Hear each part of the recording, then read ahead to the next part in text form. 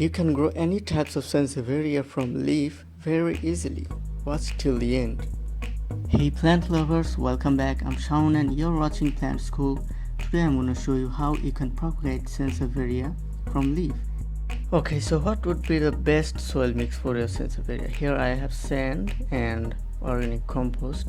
You can use any types of organic compost. Mix them 50-50 and your plants will love them.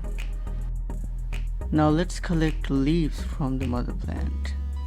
It's like I'm seizing their babies from their mother.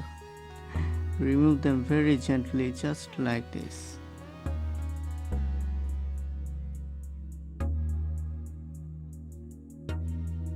Now plant them into the mixture and then water them. I'm not watering them right now because my media is wet. If your soil mix is dry, then you must water and keep it where it can get bright light but not direct sunlight. Okay, now let's check this one, what I planted 20 days ago. Oh, it has roots now. Amazing, isn't it? And just remember, don't water them too much or your leaves will die. After 3 to 4 months, you will have tiny little babies like this. I planted only 3 leaves here and now I have 5 baby plants. As you can see, from this leaf, this baby has born. Now let me show you. I developed too many roots. That's very good. Oh, it produced 2 babies. Sometimes I got 3 or 4 babies. That's really amazing.